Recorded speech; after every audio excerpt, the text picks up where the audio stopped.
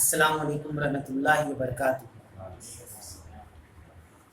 بسم اللہ الرحمن الرحیم، الحمد للہ رب العالمین، والصلاة والسلام علی رسولہ الکریم ومن تبعهم بإحسان إلی یوم الدین وعلی آلہ وصحبہ اجمعین، اما بعد۔ قال اللہ تبارک وتعالی فی کلامہ المجید والفرقان الحمید، اعوذ باللہ من السمیع العلیم من الشیطان الرجیم من حمزہ ونفخہ ونفثہ، بسم اللہ الرحمن الرحیم، یا ایھا الذین آمنوا اتقوا اللہ حق تقاتہ ولا تموتن الا وانتم مسلمون۔ وقال اللہ تعالی فی موضع آخر، ان ھذا القرآن یہدی للتی ہی اقوم، رب اشرح لی صدری ویسر لی امری واحلل عقدۃ من لسانی یفقہوا قولی، سبحانک لا علم لنا الا ما علمتنا انک انت العلیم الحکیم۔ تمام قسم کی تعریفات، بڑائی، بزرگی، کبریائی، حمد و ثنا اس اللہ رب العالمین کے لیے لائق و زیبا ہے، جس نے ہم سبوں کو پیدا فرمایا، جو ہمارا رازق، خالق، مالک ہے، جس کے اشارے پر پوری کائنات چلتی ہے، اور جو چاہتا ہے کرتا ہے، اسے اپنے کام کو کرنے کے لیے کسی سے اجازت یا کسی سے مشورے کی ضرورت نہیں پڑتی۔ ہم سب اس کے محتاج، وہ کسی کا محتاج نہیں ہے۔ اس کے فضل و کرم سے یہ سلسلہ دعوتی سرگرمی اور یہ درس دروس جاری و ساری ہے، اور ہم اللہ سے دعا اور امید دونوں کرتے ہیں کہ پروردگار عالم اس پروگرام کو قیامت کی صبح تک قائم و دائم رکھے، آمین رب العالمین۔ اس سے پہلے درس کے اندر سورۃ المائدہ آیت نمبر 5 تک بات مکمل ہو گئی تھی، اور انشاءاللہ تعالیٰ آج کے درس میں سورۃ المائدہ آیت نمبر 6 سے ترجمہ اور تفسیر آپ کے سامنے بیان کرنے کی پوری کوشش کی جائے گی، ساتھ ہی ساتھ اللہ سے دعا بھی کی جائے گی کہ اللہ تعالیٰ ہمیں حق بات کہنے، سننے اور اس پر تو عمل کی توفیق عطا فرمائے۔ درس کی شروعات سے پہلے دو بات ہے جو بہت اہم اور امپورٹنٹ اور خاص ہیں۔ پہلی بات یہ ہے کہ عام طور پر سامعین خاص کر محسوس کرتے ہوں گے کہ جو درس کا جو سلسلہ چل رہا ہے، اور جو لوگ آن لائن بھی جڑے رہتے ہیں وہ بھی محسوس کرتے ہوں گے شاید کہ کیا جو سلسلہ چل رہا ہے تو اس میں زیادہ آیت سننا پسند کریں گے، یا جو سلسلہ چل رہا ہے ٹھیک چل رہا ہے؟ کیونکہ آپ کے جواب سے پہلے میں بتا دوں کہ میری کوشش رہتی ہے کہ جو درس چل رہا ہے اس کو ہم ختم کر کے کیا کریں، فوراً جیسے ختم کر دیں تو کیا ہو اس سے، لیکن اگر ہم سمجھ کے چلتے ہیں تو ختم نہ بھی ہو تو بہت کچھ ہو سکتا ہے۔ مقصد کیا ہے کہ جو اللہ کا پیغام اور میسج ہے وہ صحیح لوگوں تک پہنچے۔ ہدایت اللہ کے ہاتھوں میں ہے، ہم میں سے کسی کے ہاتھ میں اللہ نے ہدایت نہیں دی، یہاں تک کہ محمد رسول اللہ صلی اللہ علیہ وسلم کو ایک مقام پر اللہ رب العالمین نے پھٹکار لگا دی کہ جب ابو طالب ان کے چچا جب آخری وقت میں تھے، یعنی مرنے والے تھے، تو اللہ کے رسول نے کہا تھا کہ چچا آپ صرف لا الہ الا اللہ کہہ دیجئے، میں اللہ تعالیٰ سے کل بروز قیامت آپ کے لیے سفارش کروں گا، آپ کہہ دیں۔ اور وہ پوری تفسیر کی کتابوں کے اندر اور تاریخ کی کتابوں کے اندر موجود ہے کہ ابو طالب کے ارد گرد سارے مکہ کے قریش کے سردار موجود تھے، وہ محمد صلی اللہ علیہ وسلم کی بات سے زیادہ سرداروں کو دیکھتے تھے۔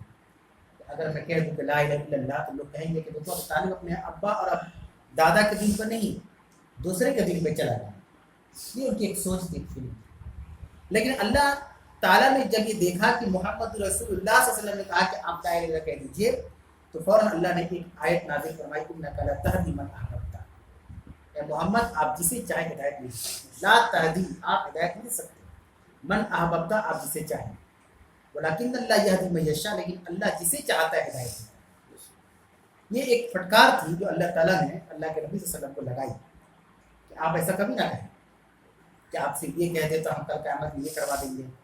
اور آج کل دیکھیں نا، آج کل دنیا میں ایسے ہی چل رہا ہے کہ آپ یہ کر لیں تو کل ہم آپ کو بخشوا دیں گے، آج بھی وہی معاملہ چل رہا ہے۔ تو میرے اندر سے آواز ہے کہ شاید جو ہے سلو چل رہا ہے، تو دیکھیے مشورے میں بڑی برکت ہوتی ہے، ایک چیز میرا ماننا ہے۔ دوسری چیز یہ کہ یہ کوئی ضروری نہیں کہ ہم جو کہیں جو بیسٹ مشورہ ہو. اللہ تعالیٰ نے ہر انسان کے اندر ایک قابلیت پیدا کر رکھی جو سب اپنے معاملات میں ڈفرینٹ ہے، الگ ہے. تو میں اس کے جواب کا منتظر رہوں گا کہ کیا سلسلہ ٹھیک چل رہا ہے، اس میں کچھ رد و بدل کی ضرورت ہے، اس پر انشاءاللہ عمل کیا جائے گا. دوسری چیز یہ کہ دوسری اور آخری چیز کہ درس کے متعلق میں نے اس سے پہلے ہی بہت مرتبہ اپنے تقریر کو شروع کرنے سے پہلے کہتے آ رہا ہوں، اور پھر میں دوبارہ ضرور کہوں گا کہ ہم کبھی بھی احساس کمتری کا شکار نہیں. یہ بہت خطرناک چیز ہے جسے ہمارے اندر یہ باتیں آ گئی، احساس کمتری کہ کوئی فائدہ نہیں ہو رہا ہے، اور سال ہر سال گزرنے کے بعد بھی درس کے اندر وہی چہرے رہتے جو جانے پہچانے، اور کوئی نیا چہرہ نہیں. تو اس سے اکتانے یا اس سے گھبرانے کی ضرورت نہیں ہے نا. تو میں نے شروع میں کہا نا کہ ہدایت اللہ سب کو نہیں دیتا، جسے اللہ چاہتا ہے ہدایت دیتا ہے. تو اس میں کبھی بھی احساس کمتری کا شکار نہ ہو. اللہ کے رسول نے بھی کبھی یہی سوچا کہ میں نبی پیغمبر بن گیا ہوں تو مجھ پر کبھی کوئی ایمان نہیں رہے، پورا مکہ میرے خلاف ہو جائے گا، لیکن ایک وقت آئے کہ پورا مکہ فتح ہو گیا. تو یہ ایک پازیٹیو تھنگ جو ہے سوچ اپنے ساتھ رکھنا ہے اور لگے رہنا ہے. اللہ تعالیٰ نے دین کے ہر کام میں بڑی برکت رکھی ہے، اور اس سے ہم کبھی بھی محروم انشاءاللہ نہیں ہوں. سورہ مائدہ آیت نمبر 6 یعنی 6، اس آیت کریمہ کے اندر اللہ رب العالمین نے طہارت کے متعلق بیان کیا، پاکی کے متعلق بیان کیا. طہارت کئی طرح کے ہیں. ایک طہارت ہوتا ہے غسل کی جگہ، ایک طہارت ہوتا ہے وضو کی جگہ، اور ان تمام چیزوں کو ملا کر مجموعی طور پر یہ کہا جا سکتا ہے کہ ایک مومن پاک ہے تو ہمیشہ پاک رہنا چاہیے، مومن ناپاک نہیں ہوتا. طہارت کے چیپٹر میں، طہارت کے باب میں اتنا بڑا چیپٹر ہے کہ اگر آپ اس کو پڑھیں تو سال لگ جائے گا طہارت کو. اسی لیے جب آپ احادیث کتب احادیث پڑھیں گے تو کتاب الصلاۃ سے پہلے وضو کا معاملہ آ جاتا ہے، اس سے پہلے کتاب طہارت آتا ہے، پاکی کا معاملہ.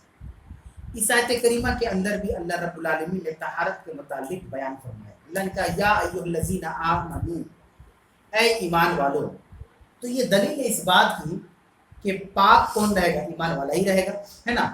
اے ایمان والو، اذا کنتم الی الصلاۃ، جب تم نماز کے لیے کھڑے ہو، فاغسلوا وجوہکم، تو تم اپنے چہرے کو دھو، وایدیکم الی المرافق، اور اپنے ہاتھوں کو کہنیوں تک دھو، وامسحوا برؤوسکم، اور اپنے سر کا مسح کرو، وارجلکم الی الکعبین، اور اپنے پاؤں کو ٹخنوں تک دھو لو. یہ ایک پوری چیز جو ہے وضو کے بارے میں اللہ تعالیٰ نے یہاں بیان کیا. کیا کہا اللہ نے؟ اذا کنتم الی الصلاۃ، جب تم نماز کے لیے کھڑے ہو، یعنی نماز کے لیے تیاری کرو، جاؤ. کھڑے ہونے مطلب یہ نہیں کہ مسجد میں بیٹھے ہیں جب تکبیر ہوگی اب کھڑے ہو، اس کو نہیں کہا. اذا کنتم الی الصلاۃ، الی مطلب ہوتا ہے عربی کے اندر ٹو کے معنی میں ہوتا ہے، فرام ٹو ہوتا ہے نا، جرنی میں لوگ استعمال کرتے ہیں، فرام آسنسول ٹو ہاوڑا ہوتے ہیں نا. تو عربی کے اندر الی ٹو کے معنی میں ہوتا ہے. ٹو کے معنی میں ہوتا ہے جب تم نماز کے لیے کھڑے ہو، مطلب جاؤ. ظاہر سی بات ہے ٹو میں استعمال ہوتا ہے، کہیں سے نکلیں گے تب ٹو تک پہنچیں گے. تو یہ ہے نماز کی. ظاہر سی بات ہے نماز سے پہلے کیا کرنا ہے؟ فاغسلوا وجوہکم، اپنے چہرے کو دھو. اب آپ کے ذہن میں آئے گا کہ وضو میں تو پہلے ہم ہاتھ دھوتے ہیں، ہے نا، پھر یہ کرتے ہیں. تو اللہ تعالیٰ نے ٹکڑے ٹکڑے کر کے یہاں بیان کیا کہ پوری تفصیل اللہ کے رسول کی زندگی میں احادیث کے اندر موجود ہے. چہرہ ایک مرکز ہے، چہرے میں ناک دیا جائے گا اور کان دیا جائے گا. تو ناک کا مسح ہے، اور کان کا مسح جب ہم مسح کرتے ہیں تو کان کا بھی مسح کرتے ہیں، جو دھوتے ہیں اس کے اندر آگے چہرے کے اندر. وہ ایدیکم الی المرافق، اور اپنے ہاتھوں کو کہنیوں تک. تو کہنی تک میں ہاتھوں کا کھلا بھی آ گیا جب ہم وضو بناتے ہیں شروع کرتے ہیں. اچھا چہرے میں منہ بھی آ گیا جسے ہم کلی کرتے ہیں، یہ بھی چہرے کے مرکز میں یہ چیز آ جاتی ہے. ہاتھ میں کیا ہوتا ہے؟ جب وضو بنانا شروع کرتے ہیں، جب ہاتھوں کو دھوتے ہیں تو اس میں انگلیوں کا کھلال بھی ضروری تاکہ پانی پہنچے یہاں تک. عام طور پر انگلی کا کھلال ہم نہیں کرتے، کیا ہوتا ہے کہ سوکھا رہ جاتا ہے، اور اگر سوکھا رہے گا تو وضو نامکمل. اس کا طریقہ کیا ہے کہ نبی کریم صلی اللہ علیہ وسلم نے وضو کے متعلق جو بیان کیا، ایک ایک دو یا تین مرتبہ. کوئی بھی چیز ہم کریں ایک مرتبہ بھی کر سکتے ہیں، ایک مرتبہ میں ہاتھ دھو لیں، کوئی ضرورت نہیں 3 مرتبہ کرنا ہے، ایک مرتبہ کلی کر لیں، کوئی ضرورت نہیں 3 مرتبہ کرنا ہے، اور ہو گیا تو کوئی ضرورت نہیں، ایک ایک 2 یا 3، ایک سے نہیں ڈاؤٹ نہیں، ایک سے وہ صاف نہیں ہوا 2 بار کلی کریں، 2 بار بھی ان کا شک شبہات ہے کہ نہیں ہم کو نہیں ہو رہا 3 مرتبہ کر لیں، ایک بار بھی کر لیں، سب صحیح ہے نا، لیکن بیان کیا گیا ایک ایک 2 اور 3 تو چہرے میں آنکھ بھی کان بھی آ گیا، منہ بھی آ گیا اور ناک بھی آ گیا۔ وہ ایدیکم الی المرافق، اپنے ہاتھوں کو کہنیوں تک دھو لے، تو کہنیوں تک میں ساری چیزیں آتی ہیں۔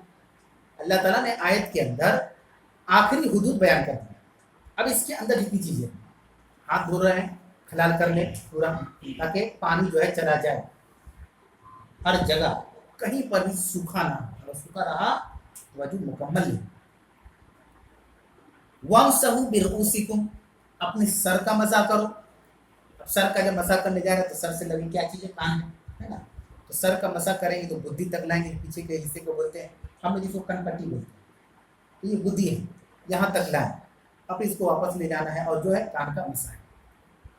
وَأَرْجُلَكُمْ إِلَى الْكَعْبَيْنِ، اور اپنے پاؤں کو ٹخنوں تک دھونا ہے، گھٹنا اس کو بولتے ہیں، ٹکنا اس کو بولتے ہیں، ہے نا، اپنے اجار کو ٹکنے سے نیچے نہ لے جاؤ، حدیث بھی آئی ہے، وہاں تک اپنے پاؤں کو دھلنا ہے۔ تو پاؤں کے بھی معاملات وہی ہے کہ اس میں پانی پہنچایا جائے، انگلیوں کے بیچ میں انگلیاں سٹی ہوئی ہیں، اس کے بیچ میں پانی پہنچانا ہے۔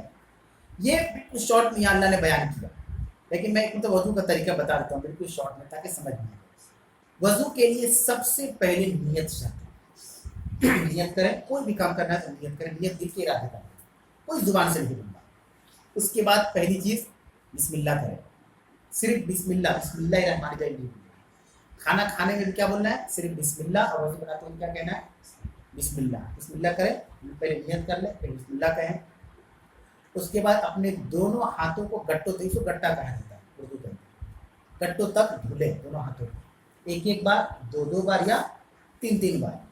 کوشش کریں پوری کہ جو انگلیوں کے درمیان کی جو جگہ ہیں، جو خالی اسپیس ہے، اس میں اپنی دوسری انگلی سے پانی پہنچے، سوکھا نہ پڑے۔ یہ بھی دیکھا جاتا ہے عام طور پر اکثر کہ جماعت پکڑنے کی فراق اسپیڈ میں وضو بنا کے لوگ چلے جاتے ہیں کہ ان کو بھی کوئی یقین نہیں رہتا کوئی صحیح سے ہو پایا کہ نہیں پایا۔ اور نماز اطمینان کی چیز ہے نا، نماز کے لیے تو وضو شرط ہے، وضو شرط ہے نماز کے لیے۔ ہاتھوں کو دھونے کے بعد اب کلی کرنا ہے ہم کو، کلی کے بعد ناک میں پانی چڑھانے سے استنشاق کہتے ہیں عربی کے اندر، ناک میں پانی چڑھانا ہے۔ ناک میں پانی چڑھانے کے تعلق سے رمضان میں احتیاط برتیں، عام دنوں میں کوئی دقت نہیں، آپ پانی چڑھائیے اپنی چھڑکی جو غلاظت اور گندگی اس کو نکالیں، لیکن جب رمضان کی حالت میں یا روزے کی حالت میں، شارٹ میں سمجھو روزے کی حالت میں، چاہے رمضان کا روزہ ہو چاہے نفل روزہ ہو، تو ناک میں پانی چڑھانے میں تھوڑا احتیاط برتیں، کیونکہ پانی پر جو ہے کھینچا جاتا ہے، جو بھی ایک سیکنڈ میں پیٹ میں چلا جاتا ہے۔ اس کے بعد چہرے کو دھلنا ہے، جو سارا چہرہ ہے اس کو دھلیں۔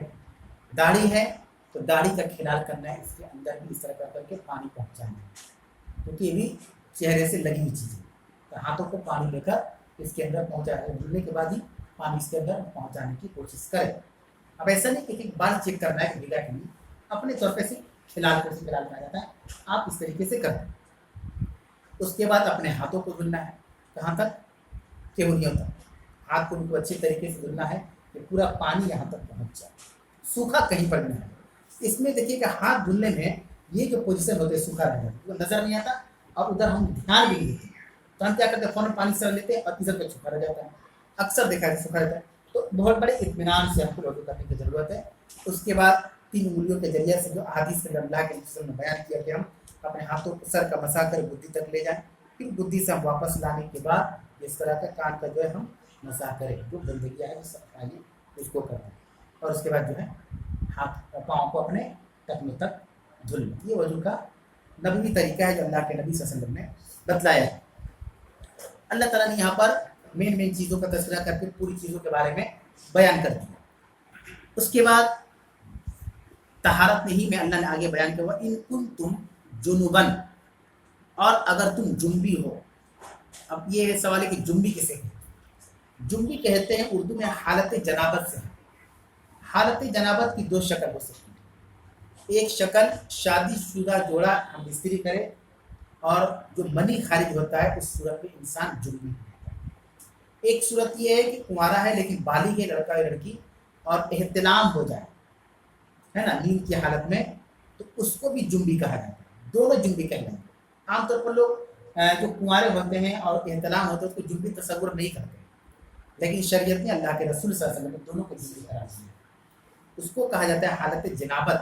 اسی کا یہ تذکرہ کہ وَإِن كُنتُمْ جُنُبًا، اور اگر تم میں سے کوئی جنبی ہو جائے، فَاتَّحَرُوا، تو اسے چاہیے کہ غسول کرے، یعنی طہارت حاصل کرے۔ یہاں پر بھی ایک مسئلہ آتا ہے کہ بہت سے لوگ اس بات کے قائل نہیں ہیں کہ نہایا جائے، وضو کرنے سے پاک ہو جائے، یہ صحیح نہیں، درست نہیں۔ احتلام ہونے کی صورت میں غسل واجب، بغیر غسل کو پاکی نہیں سکتا۔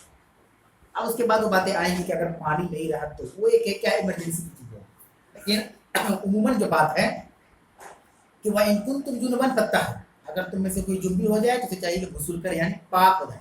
فَاتَّحَرُوا مطلب پاک ہو جائے، تو پاکی غسل کے ذریعے ہی حاصل کرنی ہے نا۔ وَإِن كُنتُم مَرْضَىٰ، اگر تم میں سے کوئی مریض ہو، او علی سفرین، یا سفر کی حالت میں ہو، او جاء احد منکم من الغائط، یا تم میں سے کوئی قضاء حاجت سے فارغ ہو کر آیا ہو، او لامستم النساء، یا تم میں سے کوئی کسی نے عورتوں کو چھوا ہو، یعنی ہم بستری کی، عورتوں میں مطلب شوہر اپنی بیوی سے ہم بستری کیا۔ چار طرح کے لوگ بتائے، ایک تو مریض ہو، ایک تو سفر میں ہو، ایک تو قضاء حاجت یعنی پیشاب پاخانہ سے فارغ ہو کر آیا لیکن اس میں کچھ ایسی غلاظت گندگی لگ گئی کہ جب اسے پانی کی ضرورت پڑے، ہے نا۔ یہاں دیکھیں نہانے اور وضو کی بات نہیں ہو رہی، آپ ذہن کو تھوڑا صاف رکھیں، یہاں نہانے کیا وضو کی بات نہیں ہو رہی، یہاں وہ احکام بیان کیے جا رہے ہیں کہ جہاں پانی کی ضرورت پڑتی ہے، جیسے کوئی سفر میں ہے اس کو نماز پڑھنا ہے تو پانی کی ضرورت پڑے گی نا وضو کی، کوئی بیمار ہے اسے بھی پانی کی ضرورت پڑے گی وضو بنانے کے لیے۔ اب اس میں یہ ہے کہ بیماری کیسی ہے، شدت کی ہے کیسی ہے، پانی کا استعمال صحیح ہے کہ اس کے لیے نقصان دہ ہے، یہ ساری چیزیں، یا کوئی بیت الخلاء سے آ رہا ہے پیشاب پاخانے سے، اس کو بھی پانی کی ضرورت پڑے گی، کیونکہ پیشاب پیخانہ سے وضو کیا ہے، ٹوٹ جاتا ہے، پاکی ہے لیکن باتھ روم چلا ہے، اب جب باتھ روم سے آئے گا تو پانی کی ضرورت پڑے گی، وضو بنائے گا تب تو نماز پڑھے گا۔ جس طرح تراویح پڑھ رہا ہے، کسی کو پیشاب پاخانہ کی حاجت آ گئی، نماز چل رہی ہے تو چلا گیا باتھ روم، تو وہاں سے آئے گا ابھی اور تراویح پڑھنی ہے تو اس کو جو کرنا ہوگا نا۔ اس کے بعد ایک جگہ اس کے بعد اللہ نے کہا اور لامستم النساء، کوئی اپنی بیویوں کو چھوا ہو یعنی کہ ہم بستری کیا۔ ان تمام صورتوں میں پانی کی ضرورت ہے، چاہے طہارت حاصل کرنے کے لیے غسل کرنا ہو چاہے وضو کرنا ہو۔ فلم تجدوا ماء، اللہ کہہ رہا ہے کہ لیکن پانی نہ ملے، ان سب صورتوں میں پانی نہ ملے، پانی ہے ہی نہیں، پانی نہ ملے تو کیا کرنا ہے، فتیمموا صعیدا طیبا، تو پاک مٹی سے تیمم کر لیں، پاک مٹی سے کیا کر لیں، تیمم کر لیں۔ تیمم کسے کہتے ہیں، تیمم پاکی کی ایک صورت ہے، ایک شکل ہے، پاکی حاصل کرنے کی ایک صورت ہے اور ایک شکل ہے، چاہے وہ پاکی حالت جنابت سے پاک ہونا ہو، چاہے وہ پاکی وضو ٹوٹنے کی صورت میں وضو بنانا ہو، اس سب صورت میں تیمم ایک آپشن ہے کہ اگر پانی نہ ملے تو کیا کریں، پانی نہ ملے تو کیا کرنا کا، فتیمموا، تو تیمم کرو، کس چیز سے تیمم کرے، صعیدا طیبا، پاک مٹی سے کرے، مٹی بھی پاک ہونی چاہیے، ہے نا۔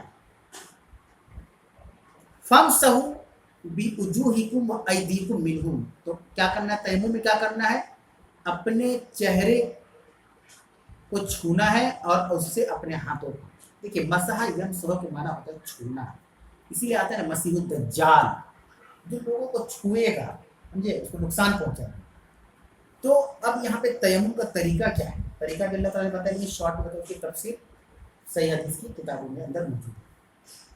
پہلی بات تیمم کے اوپر ہے، تیمم پر بھی بہت زیادہ پیچیدگیاں ہم لوگوں نے بنا دی، اللہ نے کہا فلم تجدوا ماء، یہ یاد رکھیں جب پانی نہ ملے، اب جیسے ایک بھائی کا سوال ہوا کسی وقت میں کہ بڑی ٹھنڈی پڑ رہی ہے، -6 ڈگری ہے، اور اس میں ہم کیا کرتے ہیں، کر لیں تو پانی تو ہے وہاں، یہاں قرآن کہہ رہا ہے فلم تجدوا ماء، پانی نہ پاؤ، تجدہ وجدہ یجدو کا مطلب پانا، پانی نہ، فلم تجدوا پانی نہ ملے، ماء مطلب پانی ہوتا ہے، اللہ نے شرط لگایا پانی نہ ہو تو تیمم کریں۔ اب آج کے زمانے میں سوال آتا ہے کہ بڑی ٹھنڈی ہے نا، ٹیمپریچر مائنس میں چل رہا ہے، پانی ہے تو کیا ہم تیمم کر سکتے ہیں؟ اب اس میں دو صورتیں. پہلی صورت یہ ہے کہ جب اللہ نے شرط لگا دیا پانی نہ ہو تو پاک مٹی سے تیمم کرنا ہے. تو آپ کا پانی ٹھنڈا ہے تو گیس بھی تو ہے، آپ کا چولہا بھی تو ہے، ہیٹر بھی تو ہے، انڈکشن بھی تو ہے، گرم کر لیجیے، ہے نا. آپ ڈائریکٹ تیمم پہ کیوں جا رہے ہیں؟ اگر اللہ نے موسم کو ٹھنڈا کیا ہے تو اللہ نے آپ کے گھر میں سامان بھی تو دیا، آپ اسے گرم کر لیجیے. پانی موجود ہے، آپ تیمم کی طرف نہ جائیں. یہ سب سے صحیح جواب علماء نے دیا ہے. اب اس کے بعد ایک سوال یہ بھی آیا کہ ہم لوگ کچن بند کر کے سو جاتے ہیں اور چابی بڑی بھابھی کمرے میں رہتی ہے. یہ سب بیجا سوال آتا ہے. سب دیکھیے، اللہ کی عبادت کرنے والے ایک تالا کے 5 چابی بنا لیں گے، سب کے پاس ایک چابی ہے. مقصد کیا ہے؟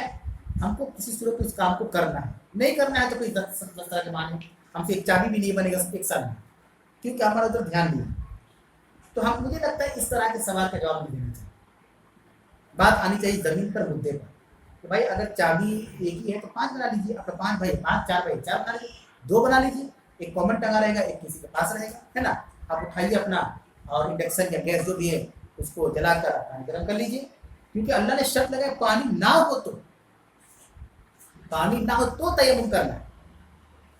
اسی طرح ایک اور مسئلے میں پانی رہتے ہوئے تیمم کر سکتے ہیں. کن لوگوں کے لیے ہے؟ جو بیمار ہوتے ہیں. جو بیمار ان کو ڈاکٹر نے پانی سے پرہیز کرنے کے لیے کہا کہ آپ پانی کا استعمال نہ کریں، اس سے آپ کے مرض کو خطرہ ہو سکتا ہے. تو وہ تیمم کرے. مریض ہے پانی نہیں ہے وہ تیمم کرے. حالت جنابت میں ہے پانی نہیں ہے وہ تیمم کر کے پاک ہو سکتے ہیں. مطلب نہانے کی ضرورت نہیں ہے، تیمم سے پاک ہو جائیں گے. ساری صورت اللہ تعالیٰ نے یہاں پر بیان کر دی. اسی لیے اس میں زیادہ کریدنے کی ضرورت نہیں ہے. آپ خود سے دماغ لگائے کہ اگر ٹھنڈی کا موسم ہے تو ہمارے پاس وسائل، آج کل تو وہ پانی گرم کرنے کا ایک جگ ہی آ گیا، آپ اس کو رکھ دیجیے تو پانی گرم ہو جائے، ہے نا. یہ چیزیں ہیں کہ پانی اگر نہ ہو تو تیمم کریں. مثلا ہم یہاں بیٹھے ہوئے ہیں اور پانی اچانک بند ہو گیا، نماز پڑھنی ہے تو ہم تیمم کر سکتے ہیں، لیکن پاک مٹی سے.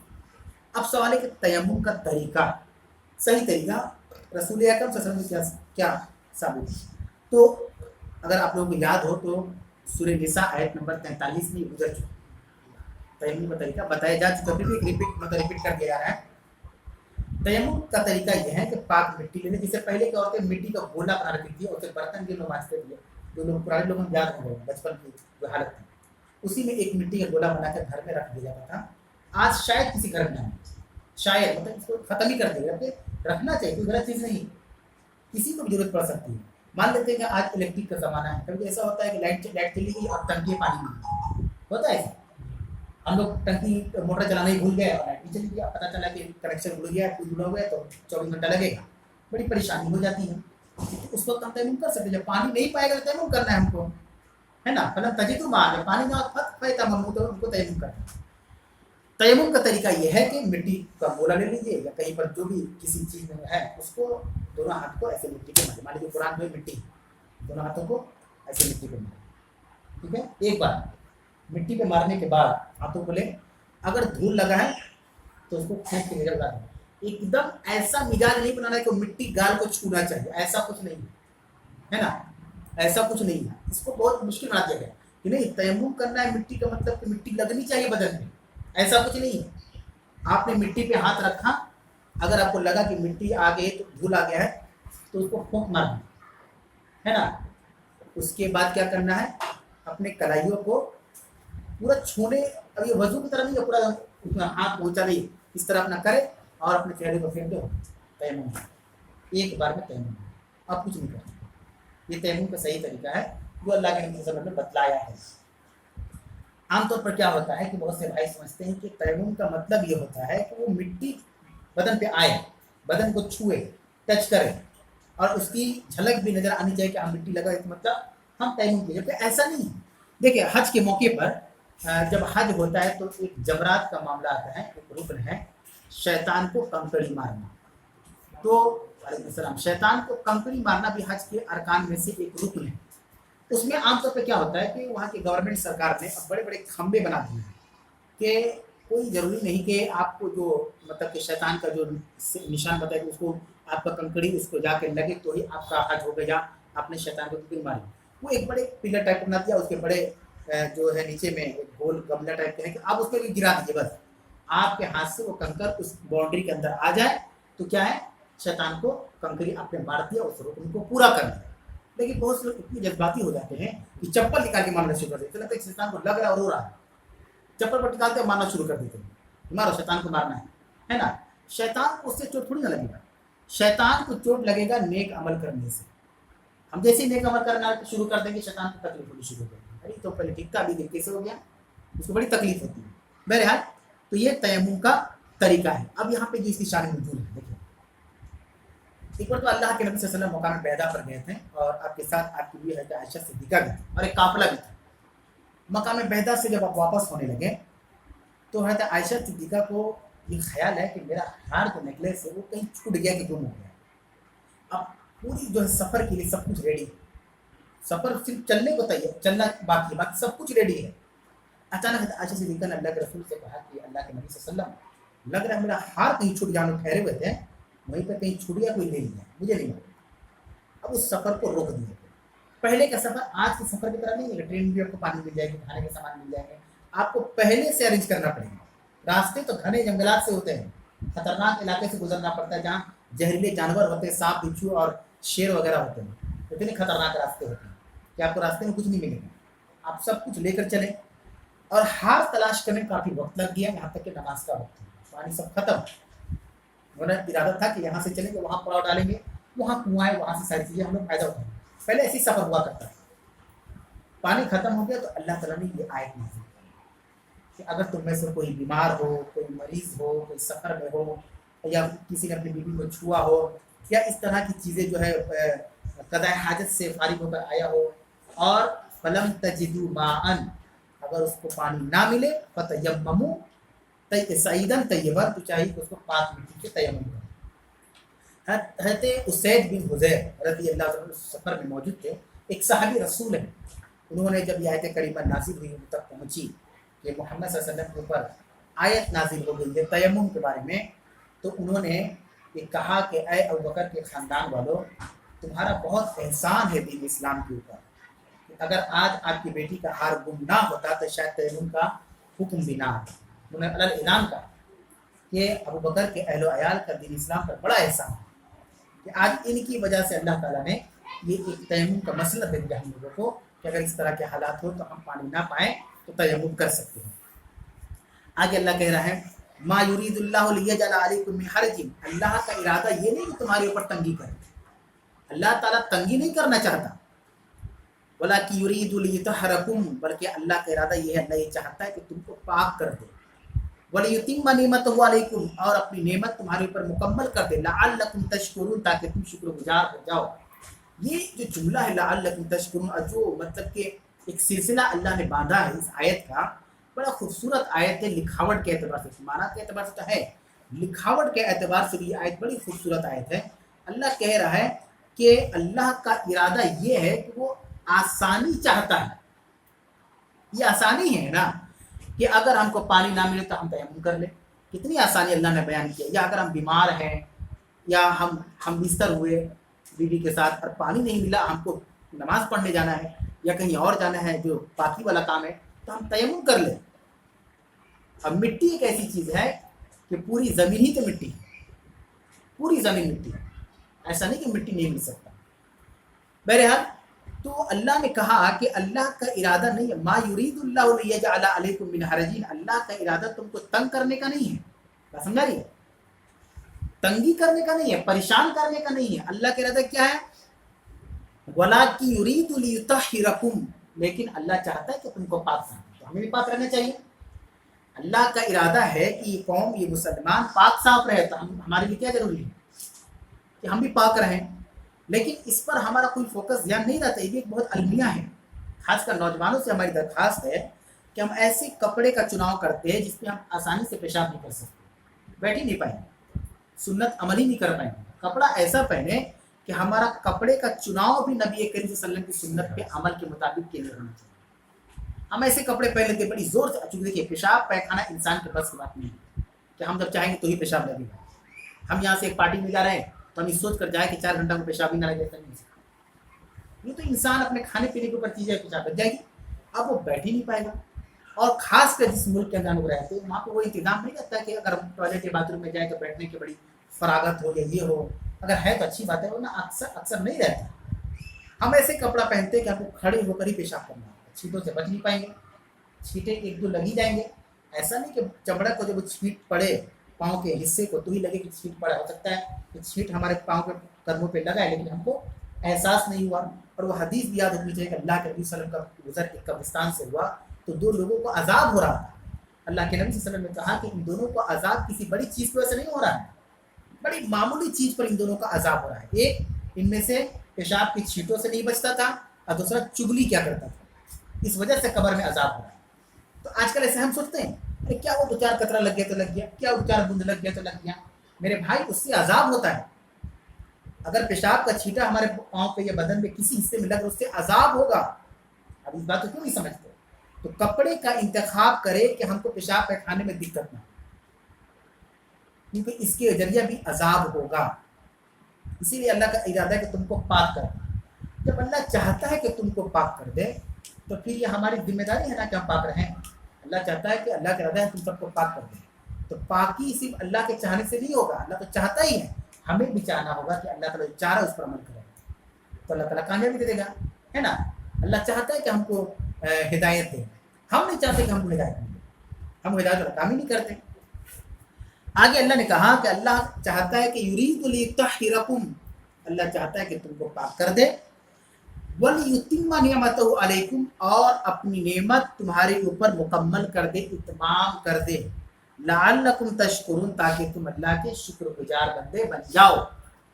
इसका मतलब ये हुआ कि अल्लाह जो अपनी नेमतें हमें दे रहा है या दिया है, वो नेमत देने का मकसद ये है कि हम अल्लाह के शुक्रगुजार बंदा बने।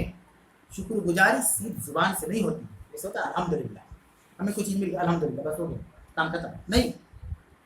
शुक्रगुजारी किसे कहते हैं कि अल्लाह के नबी सल्लल्लाहु अलैहि वसल्लम रात रात भर तहज्जुद पढ़ते थे, रात रात भर इतनी लंबी लंबी किरत कि आपके पाँव हाथी के पाँव की तरफ खुल जाते, सूजन पड़ जाती थी पाँव में।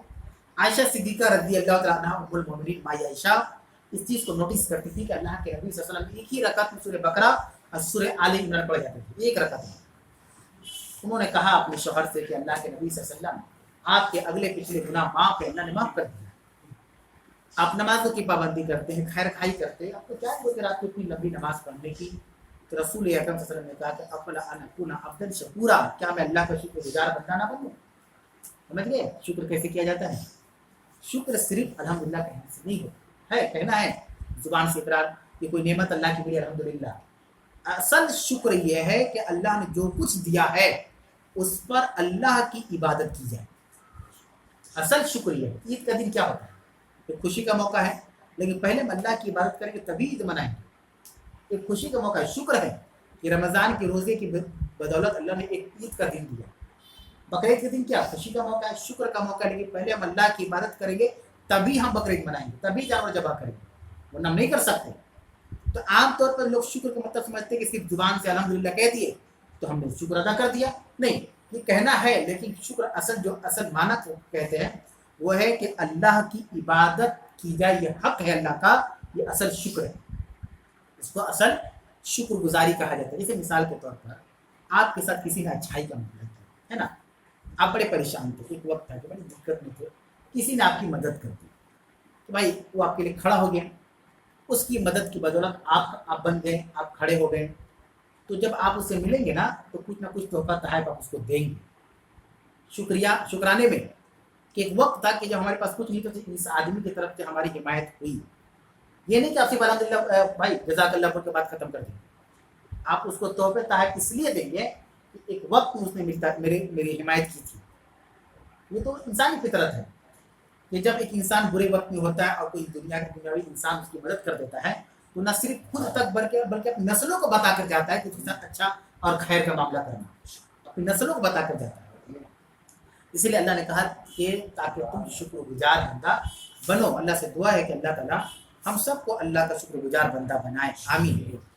उसके बाद आयत नंबर 7 अल्लाह ने कहा वज़कुरू नेमतल्लाहि अलैकुम, तुम अपने ऊपर अल्लाह की नेमतों को याद करो, वो मिसाकहुल्लज़ी वासक़कुम बिही, اور اس عہد و پیمان کو بھی یاد کرو جو تم نے عہد و پیمان اللہ سے کیا تھا.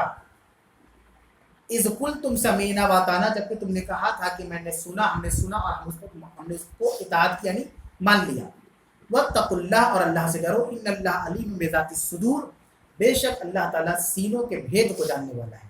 یعنی ہمارے سینے میں کیا چل رہا ہے، دماغ میں کیا چل رہا ہے، کیا ایکٹیویٹی ہے، اللہ سب جانتا ہے، سب اللہ کو پتہ ہے. اس کے بعد آیت نمبر 8 سورہ مائدہ، اللہ نے کہا یا ایھا الذین آمنوا کونوا قوامین للہ شہداء بالقسط، اے ایمان والو اللہ کے لیے عدل کے ساتھ گواہی دینے والے اور حق کی خاطر کھڑے ہونے والے ہو جاؤ. اللہ نے کیا کہا، کس سے کہا؟ پہلی بات اللہ نے ایمان والوں سے کہا، جو مسلمان ہے، جو مومن ہے، اے ایمان والو تم سچ کی گواہی دو، سچ دو، عدل کا سپورٹ کرو، انصاف کا ساتھ دو. سچ ہے اللہ کے لیے، للہ اللہ کے لیے. شہداء، شہید کی جماعت شہداء مطلب گواہی دینے والے، گواہی دے شہادت سے، بالقسط عدل کے ساتھ، بالقسط عدل کے ساتھ اللہ کے لیے گواہی دینے والے ہو جاؤ. کونوا قوامین للہ، اور اللہ کے لیے حق کی خاطر کھڑے ہو جاؤ. یہ بات اللہ رب العالمین نے کہا. ولا یجرمنکم شنآن قوم علی الا تعدلوا، کہیں ایسا نہ ہو کہ کسی قوم کی دشمنی تمہیں اس بات پر آمادہ کر دے کہ تم انصاف نہ کرو. یعنی اللہ کہہ رہا ہے کہ مان لیجیے وہ آدمی میرا دشمن ہے، ٹھیک ہے، ہم سے کوئی لین دین نہیں، اس کا معاملہ کسی سے ہو گیا اور ہم جانتے کہ وہ صحیح ہے، ہم کو پتہ ہے، ہم نے اپنے آنکھوں سے دیکھا ہے کہ میرا دشمن صحیح ہے، وہ غلط ہے. اب پتہ چلا کہ ہم کو پتہ ہے ان دونوں میں کیا معاملہ ہوا ہے، یہ آئی وٹنس ہے نا، چشمدید جس کو کہا جاتا ہے. اب ہم سے بلایا گیا کہ بھائی آپ بتائیے دونوں میں کون صحیح ہے. تو ہم سوچیں گے اچھا یہ دشمن ہے، آج اس کو مزہ چکھاتے ہیں، ہم بیان پلٹ دیں، یہ صحیح ہے وہ غلط ہے. اللہ کہہ رہا نہیں، ایسا نہیں. اللہ کہہ رہا ہے ولا یجرمنکم شنآن قوم، کسی قوم کی دشمنی تمہیں اس بات پر آمادہ نہ کر دے کہ تم انصاف نہ کرو. گرچہ تمہارا دشمن ہے لیکن صحیح ہے تو کرو بھی صحیح. اس میں لاجک ہے. یہ آدمی ہمارا دشمن ہے، اس کا معاملہ دو آدمی کے ساتھ ہوا، وہ دشمن میرا صحیح ہے، ہم گواہی دے رہے اپنے دشمن کے حق میں کہ نہیں صحیح ہے، تو کیا اس کے دل میں ہماری محبت نہیں پیدا ہوگی؟ سمجھا رہی ہے؟ ہم تو نیگیٹو سوچ رہے ہیں کہ اس کو مزہ چکھائیں گے، بدلہ لیں گے، لیکن پازیٹیو نہیں سوچ رہے ہیں کہ اگر یہ بیان دے دیتے ہیں اس کے حق میں جو کہ صحیح بھی ہے تو اس کے دل میں ہمارے لیے محبت پیدا ہوگی. چاہتا تو بدلہ لے سکتا تھا، وہ ایک اکیلا گواہ تھا. اللہ کہہ رہا ہے کہ کبھی کسی دشمن قوم کی دشمنی میں غلط بیان مت کرو، انصاف کرنا، عدلو، تم انصاف کرو. اور دیکھیے کسی بھی معاشرے کے اندر اگر ہم چاہتے ہیں کہ بد امنی نہ ہو، بے چینی نہ ہو، سکون ہو، تو اس کے لیے ہمیں انصاف کو اس معاشرے کے اندر نافذ کرنا ہوگا. اللہ کہہ رہا ہے عدلو، انصاف کرو، وَأَقْرَبُ لِلتَّقْوَىٰ، انصاف تقویٰ سے زیادہ قریب ہے. یہ تقویٰ ہے نا، ایک آدمی ہوتا ہے کون سے قریب ہے، تو خاص ہے، بولتے ہیں نا قرآن اس کا بڑا خاص ہے، بڑا قریب ہے، اس کا دائیں ہاتھ رائٹ ہینڈ ہے. تقویٰ کے قریب وہ لوگ ہوتے ہیں جو انصاف کرتے ہیں. انصاف کرنے والے یہ متقی کہلاتے ہیں. یہ متقی کی پہچان ہے کہ وہ انصاف کرے، وہ کبھی بھی ناانصافی اس کے ہاتھوں سے سرزد نہیں ہوگی. اب دیکھیں آگے اللہ نے کہا واتقوا اللہ، اور اللہ سے ڈرو، ان اللہ خبیر بما تعملون، جو تم عمل کر رہے ہو اللہ اس کو جانتا ہے. اللہ باخبر ہے اس چیز سے، اللہ کو اس چیز کا علم ہے. یہ بات کیوں اللہ نے کہا واتقوا اللہ؟ دیکھیے انصاف اکثر اللہ سے نہ ڈرنے کی صورت میں ہوتا ہے. جب ایک آدمی اللہ سے نہیں ڈرے گا نا تو وہ کچھ بھی کرے گا. ایک بندہ ہے، ایک مسلمان ہے، ایک مومن ہے، جب اس کے دل سے اللہ کا خوف نکل گیا، یاد رکھے وہ کچھ بھی کرے گا، وہ کچھ بھی کرے گا کیونکہ ڈر ختم ہو گیا اللہ سے. لیکن جس بندے کے اندر، جس مومن کے اندر اللہ کا خوف آ گیا، سمجھے بات کو، خوف آ گیا تو کبھی نہ انصافی نہیں، کیونکہ اس کو پتہ ہے کہ اللہ کے بارے میں ہم کو حاضر ہونا ہے، ہم کو حاضر ہونا ہے. اسی لیے شریعت کی روح سے ایک بات یاد رکھے. ہو سکتا ہے کہ آج کی جنریشن عدل اور انصاف کے معاملات میں اس لوجک کو پسند نہ کریں یا انکار ہی کر دے، ایسا ہوا بھی ہے، لیکن حقیقت یہی ہے. نبی کریم صلی اللہ علیہ وسلم کے زمانے میں انصاف کے لیے عدلیہ کا بھی انتظام ہوا. معلوم ہے مسجد نبوی صرف ایک مسجد نہیں تھی، وہ ایک پارلیمنٹ تھا. مسجد نبوی ایک پارلیمنٹ تھا. وہ مسجد کے ساتھ ساتھ وہاں درس و تدریس کا اہتمام ہوتا تھا، لوگوں کے معاملات اللہ کے نبی صلی اللہ علیہ وسلم اس مسجد کے اندر بیٹھ کر سنتے تھے. طلاق کا مسئلہ آ جائے, قرض کا معاملہ آ جائے, قتل کا معاملہ آ جائے, زمین جائیداد کا معاملہ آ جائے, سارے فیصلے کہاں ہوتے تھے؟ مسجد نبوی کے اندر بیٹھ کر اللہ کے نبی صلی اللہ علیہ وسلم معاملوں کو سلجھاتے تھے. انصاف کے راستے میں ایک چیز جو اللہ کے رسول نے پریکٹیکل کیا اور ہمیں حکم دیا, وہ کیا ہے معلوم ہے؟ حاکم, جس کو ہم انگلش میں جج کہتے ہیں. جج کا مطلب ہوتا ہے جسٹس دینے والا, انصاف دینے والا. جج کے اوپر بہت کچھ نربھر رہتا ہے. اس کے بارے میں بھی حدیث کے اندر بیان, بڑے کڑوے الفاظ بیان ہوئے ہیں کہ اگر کوئی ناحق فیصلہ کرتا ہے تو کل اللہ کے یہاں وہ شرمسار ہے, اللہ اس کو پکڑے گا. تو حاکم کی بہت بڑی ذمہ داری ہے. رسول اکرم صلی اللہ علیہ وسلم کے زمانے سے لے کر آپ خلفائے راشدین میں چلے آئیں, چاہے حضرت ابوبکر صدیق کا زمانہ ہو, چاہے عمر فاروق رضی اللہ تعالیٰ عنہ کا زمانہ ہو, یا عثمان غنی کا زمانہ ہو, یا حضرت علی رضی اللہ تعالیٰ عنہ کا زمانہ ہو, اس کے بعد کی جو ادوار آئے ہیں, آپ کو جان کر حیرانی ہوگی کہ ان تمام ادوار میں کسی بھی خاتون کو جج نہیں بنایا گیا. معلوم ہے آپ کو؟ آپ پوری کتاب کھنگال لیجیے, سلف صالحین کے دور میں چلے جائیے, تابعین کے دور میں چلے جائیے, تبع تابعین کے دور میں چلے جائیے. دیکھیے انصاف کتنی بڑی چیز ہے کہ اللہ کے رسول صلی اللہ علیہ وسلم نے, اور خود دین شریعت مکمل ہونے کے بعد صحابہ جو زندہ رہے, اس کے بعد جو تابعین کا دور آیا, پھر تبع تابعین کا دور آیا, پھر محدثین, پھر مفسرین, ایک بھی لیڈیز جج نہیں تھی. معلوم ہے کیوں؟ ہونا چاہیے نا. آواز اٹھ سکتی ہے مغرب کی طرف سے, ویسٹرن کلچر کی طرف سے, دیکھو اسلام کتنا ظلم کرتا ہے عورتوں کے اوپر. لیکن آپ کو معلوم ہے 1 لاکھ جتنے ہزار پیغمبر آئے, کیا کوئی نبی عورت ہے؟ کیوں؟ کبھی ہم نے دھیان دیا کہ جب اسلام مرد عورت کی برابری پر یقین رکھتا ہے تو 1, 10, 15, 20 تو لیڈیز نبی ہونے چاہیے. ہوا کوئی نہیں ہوا. حاکم وقت جو اس زمانے کے ہوا کرتے تھے, 1-2 تو لیڈیز ہو سکتی تھی, جبکہ ایسا نہیں تھا. اس زمانے کی عورتیں جو ہے پڑھی لکھی نہیں ہوتی تھی, بڑی فقیہ ہوا کرتی تھی. حضرت عائشہ صدیقہ کو بڑے بڑے مسئلے بیان تھے, معلوم تھے. کئی احادیث عورتوں میں سب سے زیادہ انہوں نے بیان کیا رسول اکرم صلی اللہ علیہ وسلم سے. عورتوں کو جج کیوں نہیں بنایا اللہ کے رسول نے؟ آپ نے نہیں بنایا, ابوبکر صدیق نے بھی نہیں بنایا, فاروق نے بھی نہیں بنایا. کیوں؟ کیونکہ عورتوں کے اندر جو فطرت ایک جذبات کی, وہ جذبات میں بہہ جاتی ہیں. جو لوگ شادی شدہ ہیں پریکٹیکل اس بات کو جانتے ہیں کہ جو غلطی کی ہے اور اپنی بیوی کو جو بھی جھوٹ بولتے مان لیتی ہیں. نہیں, تب ٹھیک ہے, تھوڑا سا آنسو گھرانے کی ضرورت ہے, وہ مان لیں. یہ تو خیر گھر کا معاملہ ہے. اگر جج کا, عدالت کا معاملہ ہو جائے تو بے قصور تو گنہگار ہو جائے. مان لیجیے میاں بیوی کے کیس طلاق کا مسئلہ ہے, تو عورتوں تو رونے میں ایکسپرٹ ہوتی ہیں. یہاں عورتوں کی بدنامی نہیں کی جا رہی, معاف کریں, ایسا نہیں کہ یہاں عورتوں کو غلط کہا جا رہا ہے. یہ فطرت ہے کہ ان کے آنسو مردوں کے مقابلے پہلے آ جاتے ہیں. تو اگر لیڈیز جج بنا دیں گے تو بہہ جائیں گی آنسوؤں میں. 10 میں نہیں بہیں گی, 11 میں نہیں بہیں گی, 12 میں بہ جائیں گی. نہیں, ظلم ہوا اس کے ساتھ, اور جو مجرم بھی نہیں ہے اس کو سزا بار ہو جائے گی.